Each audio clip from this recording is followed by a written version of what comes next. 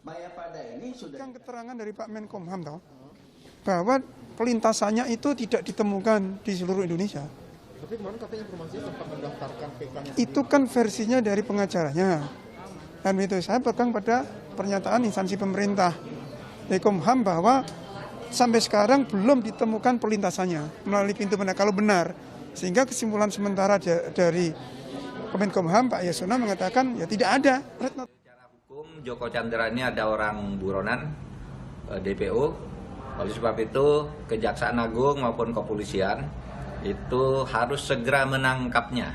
Tidak ada alasan bagi orang yang DPO meskipun dia mau minta PK itu lalu dibiarkan berkeliaran. Bahkan kalau ada di luar negeri sekalipun harus diburu.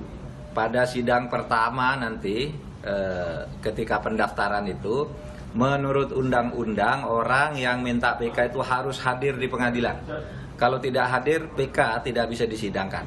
Oleh sebab itu begitu hadir di pengadilan, saya minta polisi dan Kejaksaan Agung itu supaya menangkapnya dan segera dijebloskan ke penjara sesuai dengan putusan pengadilan yang telah inkrah baginya.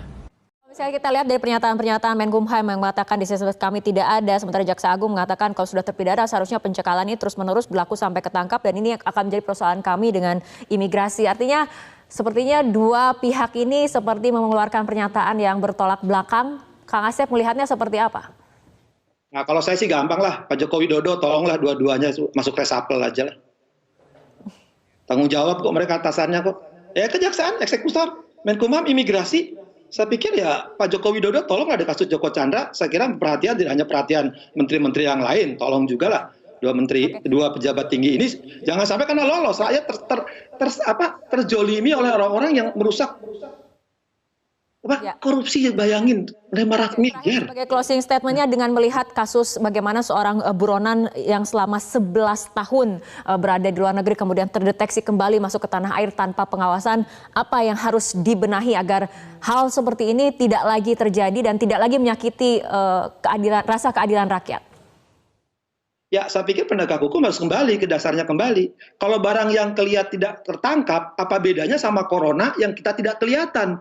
Kasihan rakyat. Nanti kan lama-lama sekarang yang jelas-jelas namanya tercantum, terkenal, sekarang bisa lolos bolak-balik, masuk nggak jelas, pulang nggak jelas, hanya mengakui kelemahan, tidak mau tercatat teknologi yang sudah canggih, biayanya besar, Menteri Keuangan sudah mengeluarkan biaya untuk dua institusi tersebut, sekarang nggak ada. Nah, besok kan apa bedanya buronan sama corona aja sudah. Kalau ini nggak selesai, saya pikir Pak Joko Widodo tolong sekali lagi ya. Nah, penegakan hukum gimana lah. Jangan kita salah. Ini jangan kita bilang sedang saleh padahal itu perbuatan salah.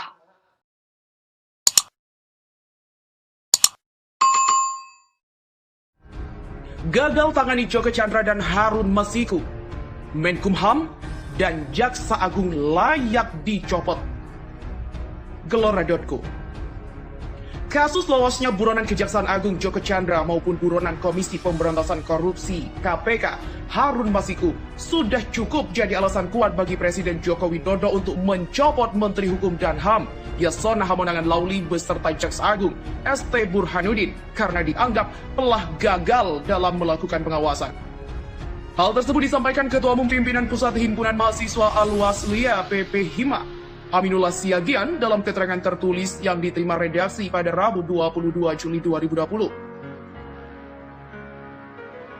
Aktivis nasional asal Sumatera ini mengatakan, analisa pihaknya adalah pihak yang paling bertanggung jawab atas kaburnya Joko Chandra adalah Kemenkumham dan Kejaksaan Agung. Pernyataan Kejaksaan Agung yang menyebut bahwa tidak ada institusi lain yang berwenang mencabut dan memohon penerbitan red notice buronan yang ada di luar negeri selain Kepolisian Republik Indonesia adalah bentuk buang badan atau lari dari tanggung jawab. Seharusnya ketiga instansi ini bekerja sama untuk menangkap kembali Joko Chandra, bukan malah cuci tangan dan memojokkan pihak kepolisian. Aminullah menambahkan, rakyat Indonesia butuh kerja nyata dari Kejaksaan Agung dan Kementerian Hukum dan HAM untuk mengakhiri permasalahan ini dengan cara menangkap kembali kedua buronan tersebut, bukan lempar tanggung jawab ke instansi lain. Hal ini memberikan arti bahwa kedua pimpinan lembaga ini memang harus segera dicopot karena dianggap tidak mampu. Kasus Joko Chandra ini sudah sejak 2009 bisa menjadi barometer lemahnya sistem yang ada di Kejagung beserta Kemenkumham. Oleh sebab itu, Hima Al-Wasliyah menilai Presiden Jokowi memang harus mengganti keduanya. Dan tak hanya polisi, oknum jaksa diduga main mata dengan Joko Chandra. Koordinator Masyarakat Anti Korupsi Indonesia atau MAKI, Boyamin Saiman memaparkan adanya dugaan bahwa bukan oknum polisi saja yang terlibat dalam kasus Joko Chandra. Boyamin menduga terdapat juga dugaan adanya oknum jaksa yang terlibat dalam rangkaian skenario di kasus Joko Chandra tersebut. Bahkan, dia mengatakan, jika secara skenario, paket pengajuan dan pemulusan langkah Joko Chandra dalam melakukan peninjauan kembali atau PK pada khususnya di pengadilan merupakan paket komplit yang sudah sempurna karena skemanya pun sudah tentu dipermudah. Boyamin bahkan mengaku sudah melayangkan surat resmi dari pihaknya kepada Ketua Pengadilan untuk menawarkan diri sebagai sahabat keadilan atau amicus curiae dalam kasus Joko Chandra.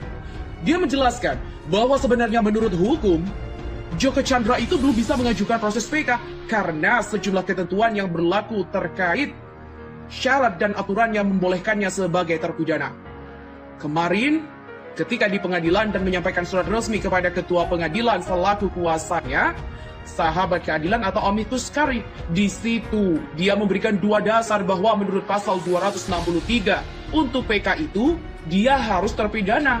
Dan ternyata dalam pengertian teman-teman di praktisi itu, Joko Chandra belum terpidana karena belum dieksekusi. Karena naik ke pasal 1 ayat 23, terpidana adalah orang yang sudah dipidana. Tapi kan katanya dia belum dapat hak-hak untuk remisi, jadi dia belum terpidana. Terkait kasus dari Joko Chandra ini, Propam Polri hentikan pemeriksaan Jenderal Prasetyo. Divisi Profesi dan Pengamanan atau Propam Polri menghentikan sementara penyidikan kepada Brigjen Pol Prasetyo Utomo karena masih sakit. Kepala Biro Penerangan Masyarakat Polri Brigjen Pol Awi Setiono mengatakan bahwa tim penyidik Propam Polri akan menunggu hingga Brigjen Pol Prasetyo Utomo sehat kembali agar bisa dibuat berita acara pemeriksaan atau BAP. Menurutnya, penyidik Propam Polri akan menghormati hak Brigjen Pol Prasetyo Utomo yang tengah sakit agar tidak dilanjutkan pemeriksaan sementara waktu hingga oknum Polri tersebut sehat. Dia juga menjelaskan bahwa Brigjen Prasetyo Utomo mengalami tekanan darah tinggi dan sakit tersebut dialami Prasetyo Utomo sejak upacara pencopotan Korwas PPNS Barreskrim Polri beberapa hari yang lalu dalam kasus buronan Joko Chandra. Sementara itu, pengamat mengatakan, tak di bawah koordinasi Kemenko Polhukam, BIN jadi alat kekuasaan dan berbahaya. Perpres nomor 73 tahun 2020 di mana Badan Intelijen Negara atau BIN bukan di bawah koordinasi Kementerian Koordinasi Politik, Hukum dan Keamanan atau Kemenko Polhukam sangat berbahaya karena BIN bisa disalahgunakan penguasa. Jokowi yang membuat Perpres nomor 73 tahun 2020, BIN tidak di bawah Kemenko Polhukam berarti BIN di bawah Presiden. Bisa jadi kinerja BIN atas kemauan Presiden, BIN menjadi alat kekuasaan dan ini sangat berbahaya. Begitulah kata pengamat kebijakan publik Amir Hamzah kepada Suara Nasional, Senin 20 Juli 2020.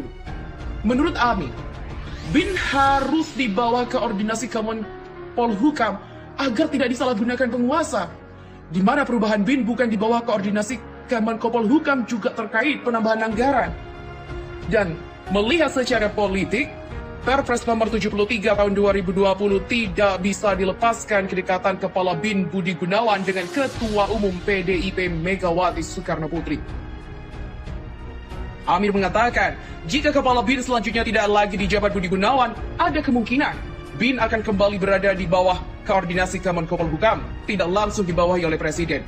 Presiden pun tak perlu menerbitkan Perpres baru karena pada pasal 4 Perpres nomor 73 tahun 2020 bisa menjadi landasan hukum BIN berada di bawah koordinasi Kemenko Polhukam, terutama pasal 4 butir J yang berbunyi instansi lain yang dianggap perlu.